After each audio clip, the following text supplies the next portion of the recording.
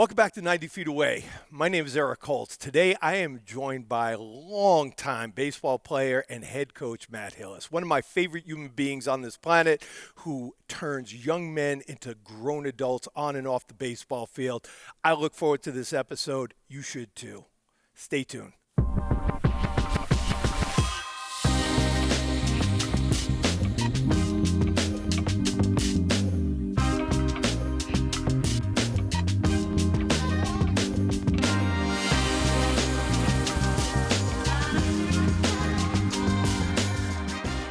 Welcome back to 90 Feet Away. On today's episode, I have one of my favorite brothers in arms. This is going to be a really neat episode with longtime baseball player, baseball coach, surfer, golfer, but ultimately just a great friend and a passionate coach, Coach Matt Hillis. Matt, thanks for being here today. My pleasure. Couldn't be happier to be here. Yeah, I've been looking forward to doing this with you. Me as well. You grew up in Rockland County. I did. Were you always a really good ball player? No, I mean, in my head I was. And obviously I think that was the most important thing because I always had the confidence that I could continue to kind of raise the bar for myself and get better and better and better. So I guess I should rephrase it. It's not that I wasn't a good ball player, but maybe in the eyes of the powers that be, in like the Clarkstown Central School District, the West Nyack area, I was probably considered an average to pretty good baseball player. I was probably undersized, definitely skinny, and maybe not as strong as others. So in the beginning, Little League was pretty easy, and then when kids started surpassing me physically, I was probably in middle of the pack type of kid. And, as I progressed into my high school career, believe it or not, I'm sure you can believe it, I was actually cut as a freshman, which in hindsight was one of the best things that ever happened to me. A ridiculous motivational piece for me. And as a result, I felt that I should be on the team. And I said, okay, you can sit here and cry about this, or you can do something about it. And for a freshman, I thought that was a pretty mature thing for me to do at that time because I wasn't really even that mature of a person. We talk about a lot of the time when adversity hits, it's fight or flight. Correct. Right? A lot of people run away. No doubt. The guys that fight, I mean, you got cut from freshman baseball, which is like unimaginable for me. What did you do? Like who did you ask for help? What did you think you needed, or did they tell you what you were lacking at that point to get you going? Yeah, so there was zero communication like that. It's not the way it is today. You saw a list on the gym door, and if your name wasn't on the list, you weren't on the team. And then there was no follow-up by a coach saying what you were missing. So I just did a self-evaluation. And again, pretty mature thing for a very immature kid at the time.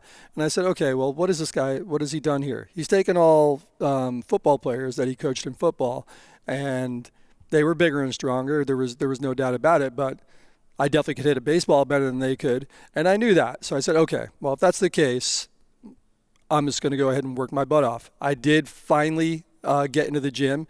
You and I are the same age, and we realized that it was taboo back at that time for a baseball player to lift, and we were told not to, but I did it. I started to lift. I actually hung a tennis ball. God bless my mother. She allowed this. I hung a tennis ball in my basement from a string, and I just would go down there for hours on end, hit it until it came off the string, and it sounds like, I'm doing something that you don't typically hear that kids are doing at that age, but I truly was. There's no hyperbole whatsoever. So I did that. Probably drove her nuts as the ball hit the ceiling. The ceiling for me and what would be the floor of our living room. She tolerated it. She said, do what you have to do. So again, those days were way different. In a way, I guess you were more disposable because there wasn't the follow-up with the coaching, and maybe they even hoped you went away. But things really turned for me that summer. I got better. I had a JV coach that truly believed in me, and that was probably the first time I had that type of coach who believed in me and said, hey, you're good. JV year, fast forward, I'm hitting third in the lineup, and things change. Let me step back for a second. Sure. So going through this, I mean, this is like really kind of unheard of. Like you're doing all this on your own. Older brothers? None. Father that was involved? No, divorced.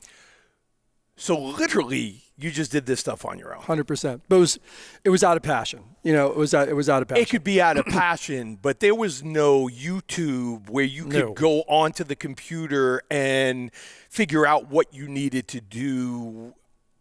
I could go on to Google today and find 3,000 hitting drills. You did this by yourself. You decided to go to the gym by yourself, which is really cool because at your age now, you're still doing the same things, exactly. Right? Because they've been really successful in helping you stay incredibly athletic, and we'll talk about that stuff later as well. You get cut from freshman. You're batting third on the JV Correct. team. Holy cow, like what a transformation in 1 year. Mm-hmm. Okay. JV season ends. What's travel ball for you in the 80s? No travel ball, as we both know. It was, what was it? Babe Ruth. So you played Babe Ruth baseball. Legion. No Legion. No Legion. Legion only drew from 3 high schools that were in our district, and we weren't one of in Rockland County, and we weren't one of them. So we played Babe Ruth baseball over the summer, and you know as well as I do, we watched TV. You imitated Don Mattingly, and you tried to go ahead and take those swings, make them yours. Watch movement patterns if you were lucky enough to have the attention span to read. So I did read Charlie Lau's book at the time. Charlie Lau, look how old I am now. Charlie Lau, The Art of Hitting 300. It resonated with me.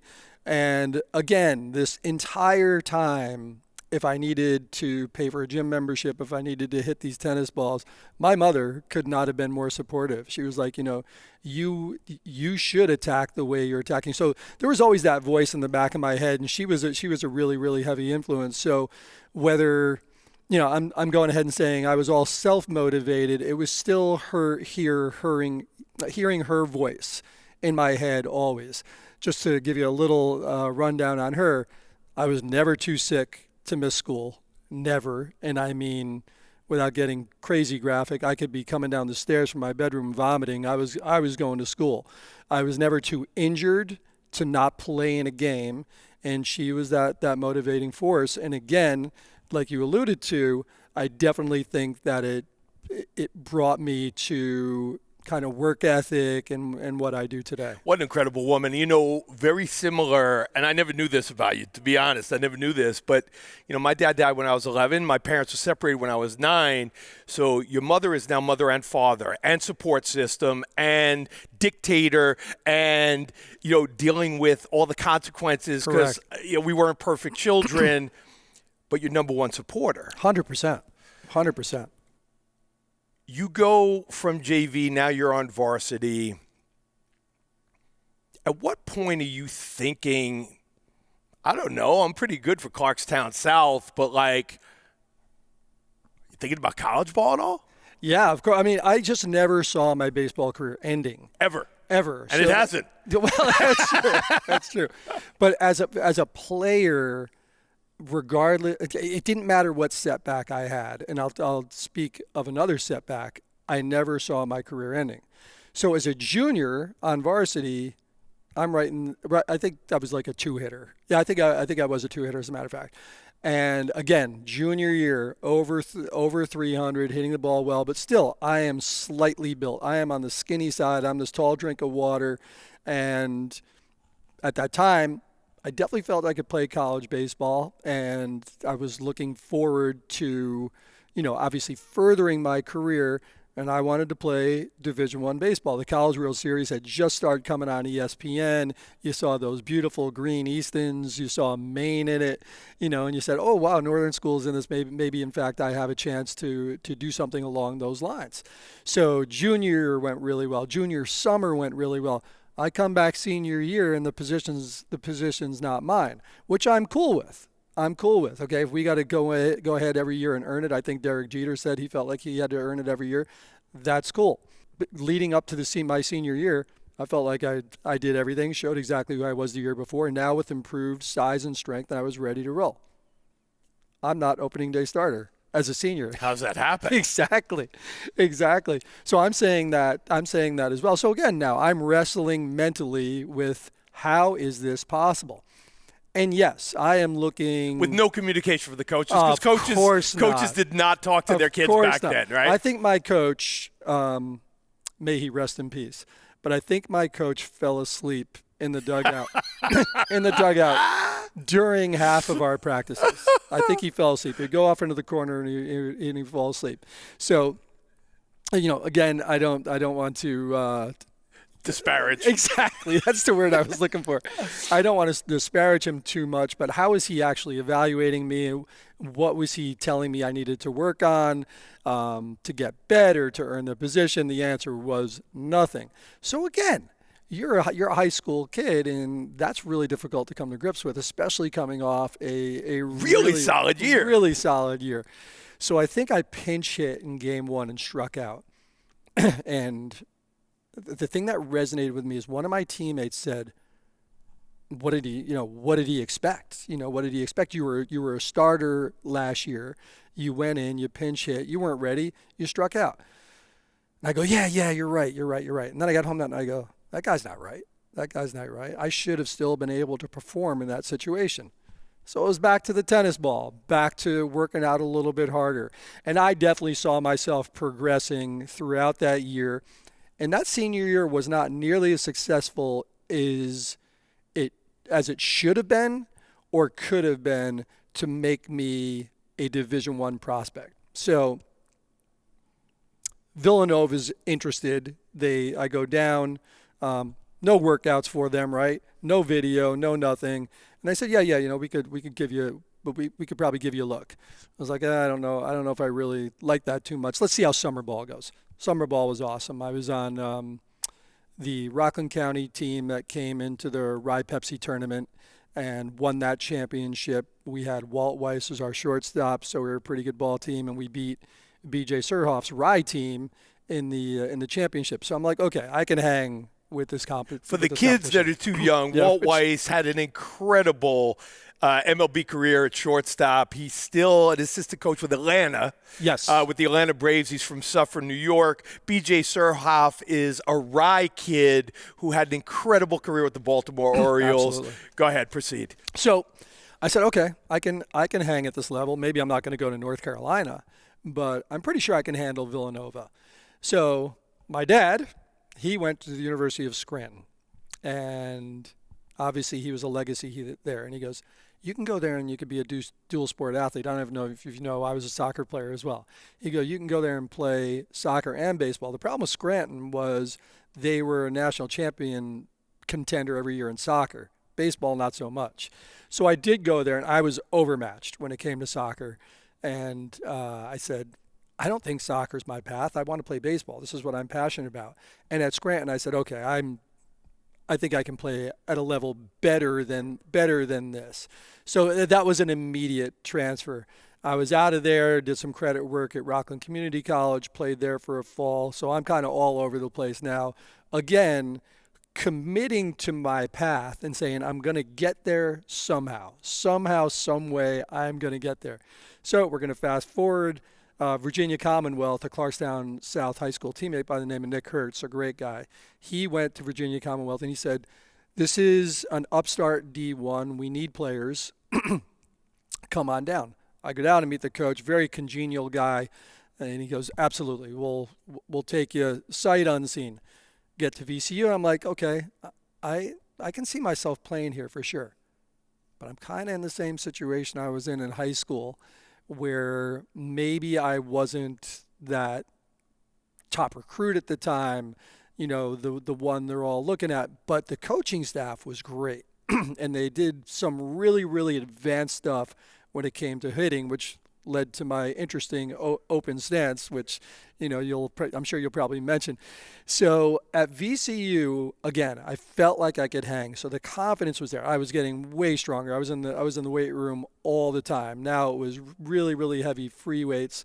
And I just happened to have a mentor down there who helped me in the weight room, and really good coaching staff who helped me with baseball. But if I played down there, I was going to be an outfielder. So now a first baseman. So in the back of my head, I'm saying to myself, okay, not getting enough playing time down here, but I'm pretty sure my career can continue at the Division I level, and I'm pretty sure I'm going to play pro ball. So those thoughts never, ever, ever left my mind. So I sit there and I have a nice little heart-to-heart with the assistant coach. He goes, Matt, I don't know if they're ever going to move you off of first base. And unless you're at this particular time 6'4", 220, and you're hitting bomb after bomb after bomb, it's probably going to be tough for you to continue your career after this. So I said, okay. I went into the coach, kind of told him my concerns, paraphrasing obviously. And I said, listen, this is the deal. I'd like to explore other opportunities. And at that time, you needed a release from a Division I program. He was great. He gave it to me. That summer, I was playing up here in the WBA. The assistant coach from Iona at the time was a guy by the name of Tony Malachi. He saw me play and he goes, "You got to come to Iona." So I said, "Okay, Division I program." I knew Anthony DeMarsico at the time. I knew Vinny Marinaccio at the time. I knew Phil McKiverkin at the time. Everyone was going to Bobby Satoli. Everyone was going to Iona to play Division I baseball. So fast forward, now we're at Iona, and I'm like, okay. I definitely belong. I'm ready. I got to go back here. Yeah. This is so crazy, right? You go from Scranton to Rockland. Yep. VCU, I don't care if it's upstart, it's a Division I program. They take you sight unseen, right? Unseen. Sight unseen. That doesn't exist anywhere in the world. Chance. In 2024, they need to see you play 17 times, recruiting videos. They got to talk to 14 coaches, a mental health coach. They need to know that, and they just took Check with the family. Oh, absolutely. Mind-boggling. How different the world of baseball is today than it was in the late 80s. Okay. No doubt. So to go back, not to cut you off, Eric, but to go back to Nick Hertz, the player who was down there from Clarkstown South. He went into the coach, and he said, my buddy he gave me a lot of props. He said, my buddy is a sweet swinging lefty, and we'd be fortunate to have him. The guy goes, get him down here. I mean, crazy. Yeah, and there's no exaggeration there whatsoever. That's how it went down. So now, for the audience who doesn't know, the WBA was the original college league in Westchester, the Westchester Baseball Association. It's kind of morphed now. Now that we have the WRWBL, the WBA still exists. But how cool is this? In a men's collegiate summer league, there were Division I coaches watching you play, and the guy just says, yeah, we want you. No doubt about it. And you know as well as I do. As I said, I was fortunate enough to play independent ball after and play in Australia. The WBA is still, to this day, the best competition I played in. That league was unbelievable. So you talk about a league that's rough and tumble. You definitely learn toughness there. But the competition was off the charts. That was definitely going to go ahead and get you ready. So now you leave Rockland, you go to Virginia, and then you're back home. I mean, Iona's home. Yeah. How's that go? Are you still overlooked, or are you back to where? No, I was definitely a late bloomer. Listen, there's no doubt about it. I was a late bloomer, so I probably went into college at 160 pounds. Same. Yeah. 5'8", 160 pounds. Well, even worse for me, I was 6'1" at the time. Oh, God. Yeah, so by junior year at Iona, I was 6'2", 195. And again, it was, there was kind of a coming out party for me, and it was great that the recognition was finally coming my way. And your home, and mom, and your whole support staff. I lived down at Iona with. Agreed, but you're a half hour from home. Correct. You're home. Yeah. I want to go to dinner. I'm home, and then you go back to Iona. My mom stopped cooking when I was a junior in high school. Okay. Sorry, Mrs. Hillis. No, she was great, but she had retired cooking. She's a great cook, but she had retired cooking by that point. So go ahead. So now you're at Iona, coming out party. This is technically your junior year. Mm-hmm. Talk about it. Hit in the mid 300s. In the middle of the lineup. The assistant coach at that time, Tony Malachi, the one who recruited me, He was a big believer in my talents, and quite frankly, so was the head coach, a guy by the name of Phil Trombino, who has passed away but had a very storied career as a player. He was a believer as well. So a lot of highlights from that year, and one in particular was I had a 6-hit game against Rutgers, and as we both know, again, if you had a 6-hit game against a major Division I like Rutgers, it was just a 6-hit game against Rutgers. It wasn't going on Twitter. It wasn't going on Instagram. It wasn't going on Facebook. But the next day, the Daily News was in my face, and there was a thing called the Catholic News because it was Iona College, and there was obviously the local paper. And I was like, oh, this is pretty cool. This is the first time that's happened to me. And I saw my face in the papers, and it was actually just a nice little pat on the back. Again, not bragging about it, but you got to understand my psyche at the time. It's finally some recognition and all this work. And like yep. I'm starting to feel like I'm being recognized. Yes, and people are taking notice, and it was a wonderful, wonderful feeling. You go into senior year. Any thoughts? Anyone looking at you? Are there scouts at your games? Talk about it. Okay, so now after my junior year, I'm saying, okay, I can definitely play this game at the next level. I just got off Division I baseball here in the Northeast, and baseball was good back then. You played, it still is, obviously it still is, but you played St. John's, you played Seton Hall, you played Providence, you played all these good schools, and again, I hit in the mid 300s, so I'm like, yeah, I can see myself going next level. So that summer again is WBA, but you probably again remember there was scouting showcases back then. When you went to these showcases and there was, 10, 15 scouts in the area just to watch what was going on that day. So I believe, man, I hope I don't get this wrong, old Minnesota Twins guy by the name of Herbie Stein, and a Kansas City Royals guy by the name of Jose, I'm pretty sure, Rodriguez. Jose, if you're listening and I didn't get your name right, I apologize. They came up after and they said, it's junior year, you're draft eligible, you're not going to get drafted this year, but you're definitely someone that we're going to follow. And again, I attribute that. I was a total late bloomer. Sure. I get it. And I said to those guys, of course, yes, sir, I appreciate it. Thank you so much. Won't let you down next year.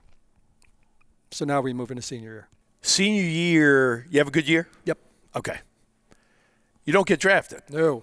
Disappointed? Probably knew it was coming. Holy Cross at Iona, second to last game of the regular season. Lefty comes in. At the time, he's probably 93, 94. No idea where the ball's going. He hits me in my wrist.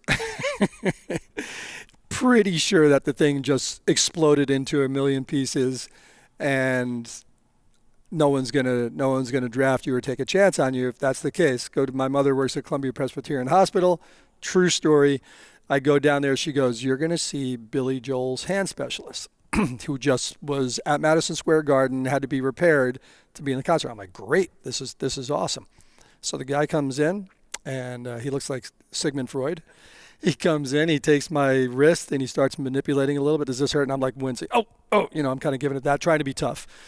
And he goes, oof. He goes, "Look out there on the roof of the hospital." He goes, "You see those guys working construction on the roof?" I am not lying about this story, by the way. I said, "Yeah." He goes, "The world needs those guys also."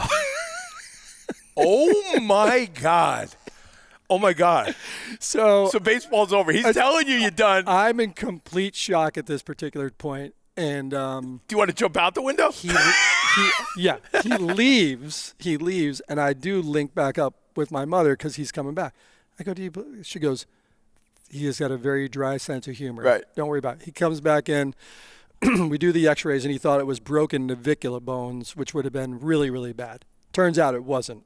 So the Minnesota Twins guy didn't have much communication with after that. The Kansas City Royals guy, he was a different story. He was really, really cool. He said, "Do me a favor, let me know when you're back up and running. And when you are, I have an opportunity for you." So he was true to his word. He didn't sign me to the Kansas City Royals, which was a little bit upsetting. But he did say, "Go down to this tryout for the Empire State League, they are already going to have your name in advance. So I don't remember what high school it was, but they had turf. And I was like, oh, this is really cool. Scotty Nathanson. So who I did not know at the time was going to be the assistant coach to Paul Blair on one of these teams. Oh my God. Get down there.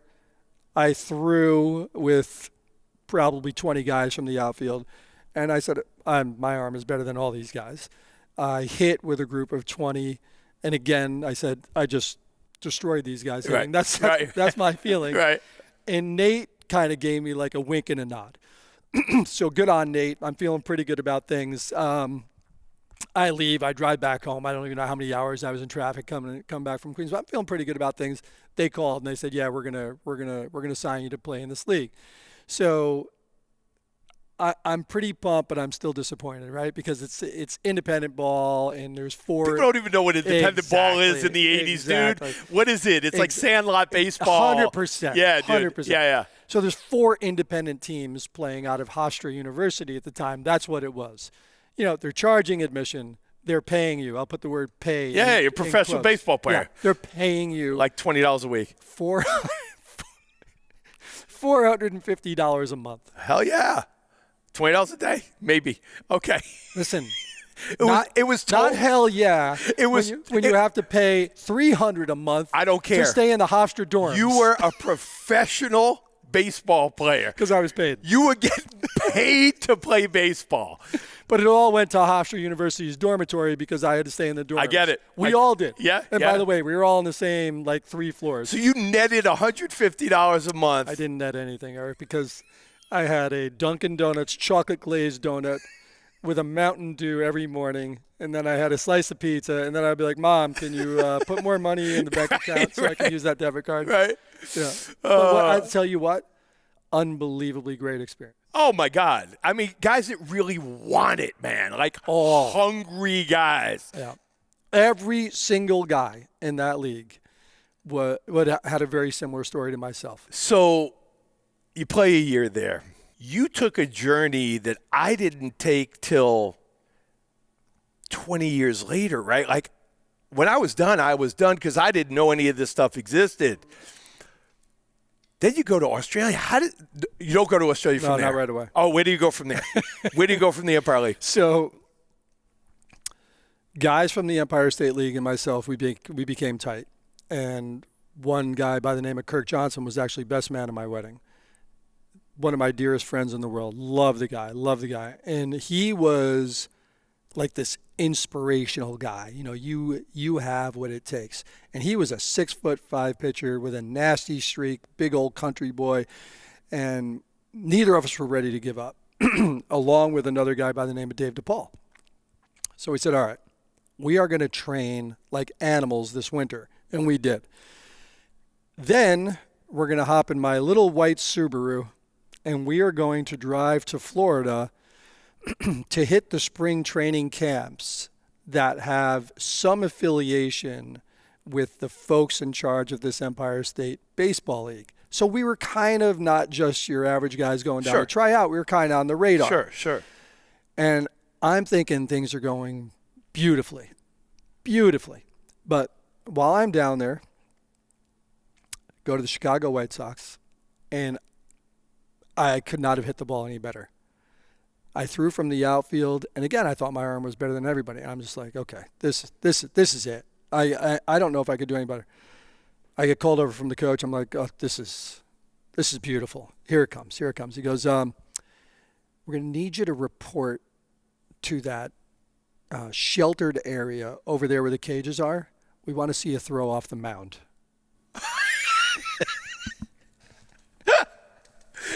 Right. I'm like, in my head, I just demolished the ball. Absolutely. Yeah. We're going to need you to throw off the mound. Through seeds from the outfield. Seeds. So my boy Kirk Johnson, the 6'5" pitcher, he doesn't get asked to throw off the mound. And to his credit, he's not bitter at all. He goes, Matt, just go in there and see if you can light up the radar gun. I go, okay, can you do me a favor? He goes, sure. I said, can you get behind the radar gun at the time and just give me a thumbs up if I have to throw harder. Thinking, here's my thinking: I can dial it up if I need to. Sure. So I get loose. The coach goes, "You ready?" I said, "Yeah." It was not the jugs gun, but the ray gun, the slower one at the time. Eric, I think I crow hopped from the mat. I throw this thing, and you hear, that inside, pow! Yeah, you hear pop. And I see my buddy behind me give me this thumbs up. I go, what? I got nothing more. So I did this for, I want to say 25 pitches. So they're having me out there for 25. I'm feeling pretty good about myself. But after every pitch, I'm getting the thumbs up from my boy going, what are you talking about, man? This has got to be 92. Right. All right. Thanks, Matt. I go over, walk right by the coach. Not a word. I go back to my buddy. I go, what's going on? He goes, yeah, 81 to 82. Oh. I said, you got to be kidding me. I said, 81 to 82. He goes, yeah, you topped out at 82 miles an hour. And I said, there's absolutely no way that I could have topped. So now, obviously. Thanks for coming. And not only thanks for coming, what kind of respect do I now have for pitchers that are hitting 90? I mean, absolutely. Newfound respect for that. So, oh my God. I did the White Sox, the Pirates, back to the Kansas City Royals, and now my VCU coach is one of the assistants with the Kansas City Royals. And I pulled my hamstring, and he goes, "Can you run?" And I said, "No." And I was like a 6'8", 6'9" guy in the 60, but I hit really, really well. He said, "Listen, they're not going to do anything." You remember how speed was such a priority back then. They're not going to do anything, but when you're better, maybe we can do this. Maybe we can revisit this again, and we'll see how it goes. Come home. I think I went to the St. Patrick's Day Parade in New York City, and I am depressed. Needless to say, the St. Patrick's Day Parade lived up to its billing for me, and I went a little nuts. But I kind of came back and refocused, and I said, okay, let's reevaluate what's going on here. You can give this another shot. You could totally give it another shot. You know enough people now where, maybe something other than an independent contract is going to come your way. Or you could take the next step. During the Empire State League, the best thing that happened to me is I did little kids clinics. I said, I absolutely love this. I love it. They're asking for autographs. They're little sponges. They love it. So at that time, Columbia University's assistant coaching job, hitting coach, opened up, and another buddy who you probably know, Gino Calamari, same age, he got the pitching coach job. I went down, interviewed, and I loved Paul Fernandez. We sat down, and he's saying, you're 24 years old. How are you going to relate to these kids? And they asked about my GPA. Am I going to be able to relate to them on an intellectual level? Your son went there, so you know all about the Ivies. I said, yeah, I'm pretty sure I can handle myself here. And I came home knowing that I was probably going to get this job. And I said, okay, if you take this, baseball as a player is now in the rearview mirror. So you got to make a grown-up decision here. And I decided that I was going to go that route. So signed on with Columbia. God bless Paul Fernandez. I might have only been still 23 at the time. This man said, you are the hitting coach. You are my assistant coach, and I've hired you for a reason. You take the hitters, and you do your thing. And I told him what my philosophy was and what I wanted to do with the hitters at the time. And he said, it's yours. Take it. He would video on big VHS tapes back then. And so far ahead of his time. Yeah. Show what was going on. Gino Calamari, same thing. Take the pictures. You do your thing. For that freedom, I will be eternally grateful because it taught me how to be a coach. This is not an easy thing. You're 24 years old. You're arguably coaching 21 to 22-year-old kids, right? I was a kid too. You were a kid, but you have to earn their respect.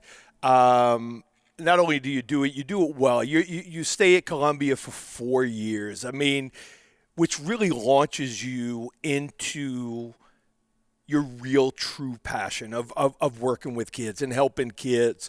But 4 years later, you figure out that you also need to make a living, right? Yes. Being an assistant coach, even at the Ivies, I mean, it's wonderful, it's glamorous. It's not. Like, you don't make money, right? So you have to make another adult decision at the time, and you become a school teacher. Yeah. And you become a school teacher at a local high school, and you're coaching high school baseball for 4 or 5 years. You get tenure, you're doing your thing, but you get that itch back. 100%. And how does the opportunity to coach Army happen? Like, how does that transpire? Yeah, it's a great question. So the itch came back, I think, for the same exact reasons that drove me as a player. Now I'm driving myself as a coach. I'm saying, I really like it here at Woodlands High School. I like teaching, I like coaching, but I'm destined for something, something bigger. And I said, okay, I need to figure this out, man. Which way do I want to go? I'm going to go back into college coaching, and I'm going to get myself on the Division I radar. And what better place to do it than at Army? So during my playing WBA career, now early adulthood, one of my roommates was Tom McNamara, and he said, the assistant coach at Army just opened up. I go, what could be better than that? I'll continue my teaching career. I'll shoot up to Army. I was living in Rockland at the time, and after Army, I'll come back to my home in Rockland County. There's only one problem. I have to get this job. Tom McNamara sets it up. I go in and I interview with Dan Roberts. 3 hours. I'm in there for 3 hours. He's doing exactly what you're doing right now, nodding his head to everything that I said, and I go, oh my God, I got this. So, about to leave.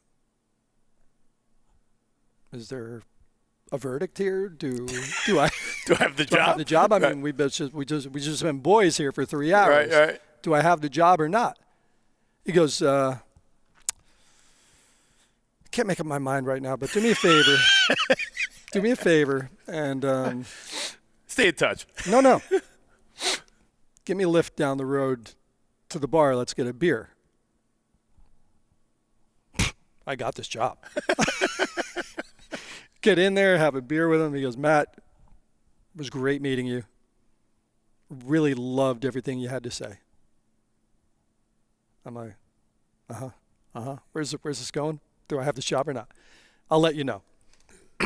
All right. Drive home. 2 days later, he calls me. He goes, you got it. So got the job. The experience at Army was phenomenal. From, George Steinbrenner kind of picking up the tab on our spring trips and staying down in Yankee land down there, to the amazing kids/adults that I had the opportunity to coach. I absolutely loved every second of it. And that lasted for another 4 years. Mm-hmm. Okay. Does that bring you to Fox Lane? No. Where do we go Almost. Where do we go from Army? Almost. I'm teaching at Woodlands still at the time, and I have they call it an instructional. No, they call it a co-teacher now. Back then, it was called an instructional assistant. Great guy by the name of Richie Marks. He goes, kind of gives me like this. What are you doing? You're driving. You're killing yourself. You're driving from here to Army every day, from Army home. You're going on all these trips. You're recruiting. You're doing all this. You're killing yourself. I said, yeah, I really want to coach at the college level. He goes, well, have you moved on from Army? I go, well, I've interviewed a couple of times and I didn't get those jobs. So the answer would be no. He goes, Matt, my wife's a guidance counselor at Fox Lane Middle School. She knows that the baseball job is coming open. You should go over there and you should interview for that job and leverage this baseball resume to move on, secure your future, and get in the teacher's retirement system. Just commit. Trust me, you'll be happy if you do this.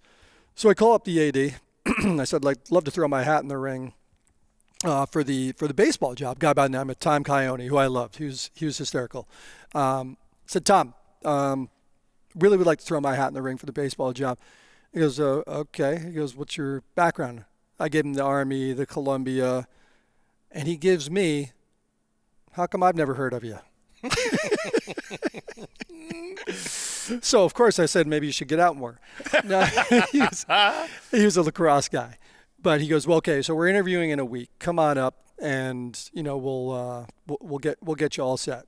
So I'm going in there, and my references are Paul Fernandez at Columbia, Colonel Casey Brower at Army, Dan Roberts from Army. These are my references. I'm feeling really, really good about this job. As the interview process is going on, I notice that I'm last. Guys are coming out of it sweating. I go, what could be that bad? Yeah. He goes, well, you're going into a room with about 30 people in there. The desks are arranged in a horseshoe. You're directly in the middle, and they're just going to be firing. Players, parents, administration. Firing questions at you left and right for a high school job. Right. So I said, okay, appreciate the heads up. I go in. Coyote does the introduction. They start firing away. And I said, okay, I'm going to use all this baseball jargon, all this baseball talk, and also express my philosophy to these kids/parents, and they're going to see that we're going to be ready to roll here. So we sit there for about an hour. Darren Mastriani, who was going to be a junior at the time and also played in the major leagues. He's a Fox Lane junior. He raises his hand and he asked me something along the lines of, coaches that I've had in the past are all in it just for fun. Where do you stand on that? I said, well, Darren, you played Little League Baseball, correct? He said, yeah. I go, did you work hard? Were you looking to compete every day? Yes, I was. Same in middle school? Yeah. Same on junior varsity? Of course, coach. And your expectations are that you're going to be doing the exact same thing as a varsity player, correct? And he goes, yeah. I go, what disservice would I be doing you if you have put all this blood, sweat, and tears into baseball to treat it like daddy ball or rec ball or something like that? Yep. I go, I wouldn't be worth a penny if I did that. I go, no. We're going to work. We're going to take it very, very serious. Yes, winning is going to be a priority, and we are going to have our fun, but it's going to come from the culture that we're going to establish. He actually went, I love this guy. He said it out loud, which I thought was pretty cool. But the interview then continued for like another 15 minutes or so, and I left, got a lot of handshakes, and again, feeling really, really good about things. So I knew it was kind of down to me and one other guy. Coyote called me and he goes, he's kind of hemming and hawing. He's a little wishy-washy. It's down to you and one other guy. I'm not exactly sure which way we're going to go. He goes, I haven't really checked all your references yet. He goes, I'm gonna do my due diligence. I'm gonna do that one more time. I go, do me a favor, just start with Colonel Casey Brower. I go, is that gonna be good enough? Because I was the assistant baseball coach while he was the officer representative at Army. How about that? How about start there?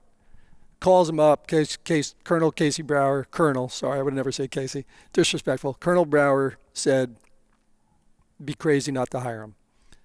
Called me in, he still wasn't there yet, but then we got past that hurdle. He hired me, and the man was an absolute pleasure to work for. So here's my thing, and this is me really speaking to the audience more than to you. What year did you start at Fox Lane? 2002. So for 22 years, this man has been at the helm of Fox Lane High School. I have watched high school baseball for decades as well, and the only negative thing I can say about Fox Lane baseball is that my son didn't get an opportunity to play there. You don't know how much that means to me. I love everything that you have instilled into this program. If anyone knows me, if you know me, I talk about it all the time. You don't fake love. You don't fake passion. You don't fake caring about kids. there are a lot of high school coaches that do. They're there to pad their retirements, to pad their stipends. They don't give a shit about the game of baseball. This guy bleeds the game. I urge other coaches to learn from this guy. Go watch a practice. His practices at freshman, JV, and varsity are run better than college practices, D1. I don't care the level. These kids practice with a purpose every day. There's a common goal that is set forth. The culture was changed 22 years ago, and it means something to put on a Fox Lane sweatshirt. I am not a fan of high school sports. I have Fox Lane gear and hoodies and hats in my wardrobe.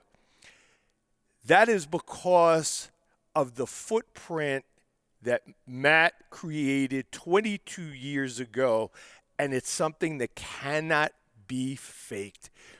You either love and you learn, and what I love is, at his advanced age, he is not happy and where he's at. I know this guy. We've shared rooms together. Yeah. We have shared hotel rooms together. This guy is constantly trying to get better every day of his life until his last breath. That's who he is, and that's what he expects of his players. He holds them accountable for every part of themselves, not just as baseball players, as human beings, as students that will eventually be parents and successful people in life, regardless of what they choose to do. This is a guy, when I talk about having a coach that believes in you, this is the guy. So when I say I'm heartbroken that my son never got to play for him, I mean it.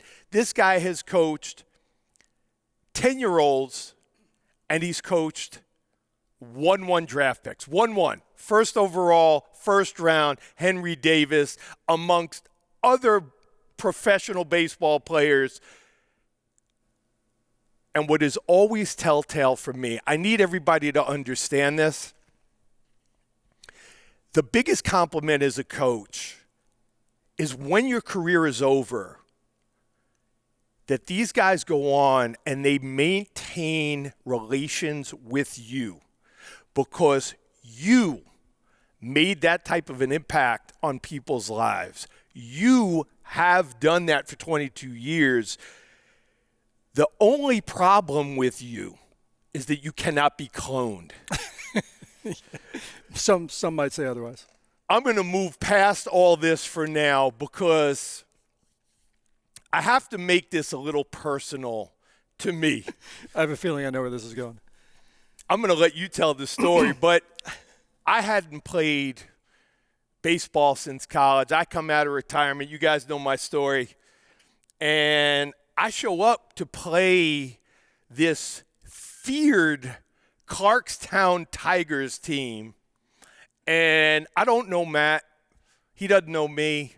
I'm turning red and sweating, by the way. We don't know each other, but I will tell you that his team is really good.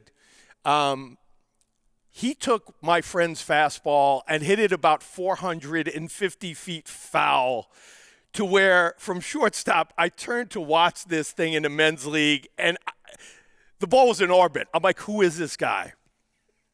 Do you want to take it from here? No. No, you don't want to take it from here. So later, you do it so much better than I do. Later in the game, I come in to pitch, and this guy, this incredibly 6'2", handsome, long flowing hair, just straddles up to the batter's box, dragging his bat like a caveman, and he's eyeing me up, and who the does this guy think he is? And I'm standing there, literally with my glove covering my face, saying to myself, who is this guy? Who does he think he is? First pitch, two-seam fastball, right in his spine. Because I'm going to show him he's not hitting a 450 foot foul ball or a home run off me, God. I'm going to give him first base.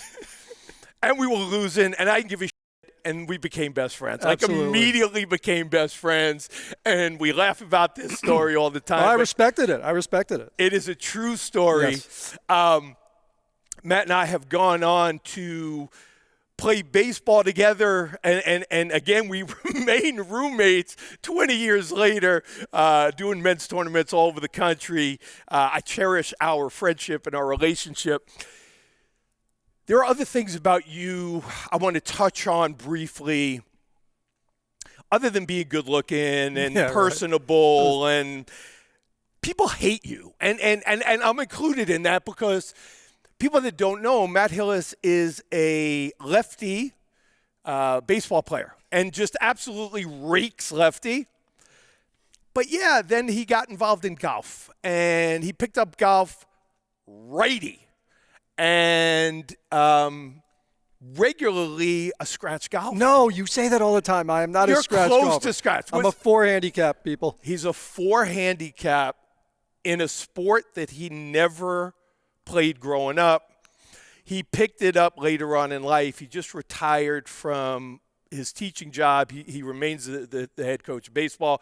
And now he takes that competitive piece and he's turned that into the winter into a senior tour in Florida where he's playing golf regularly. With a bunch of friends. But it's a senior tour. It's not a tour. It's a tour.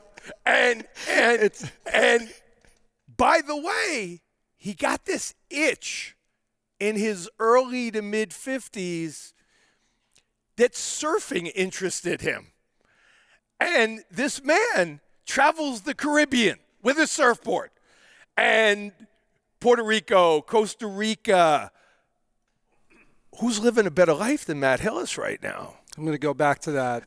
I'm going to go back to that freshman kid in all seriousness. By the way, you had me sweating and laughing so hard during the hit batter story. That was awesome. So it might have been my greatest lesson. Again, we're going to go back to that freshman kid and how I had to evaluate myself, and I had to say, I better get as strong as these guys. I can play with them right now, and I better just leave no doubt. Kind of like when you had to beat the heavyweight champion in boxing, you had to leave no doubt. So that motivational piece of never kind of settling, that stuck with me. Believe it or not, there was a time playing where I thought I had reached a level that was good enough, and I may have relaxed a little bit. And still to this day, that bothers me because maybe I didn't go as far as I should have for that particular reason. But then as an adult and as a coach and as a mentor, I said, man, if I am going to tell these kids that you constantly have to raise the bar for yourself, and that's what we do at Fox Lane. We did it at Columbia. We did it at Army. Just keep raising that bar and keep getting that much better every day.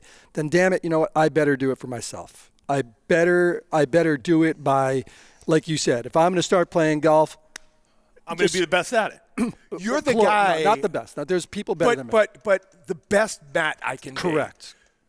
My thing with you, and this is going to be like one of the last things I want to touch on today. Coaching in 2002, coaching in 2024. We know more about mental health, emotional health.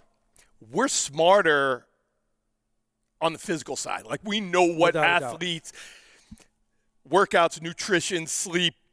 We're all wearing a Fitbit and I watch a Whoop, right? Yeah.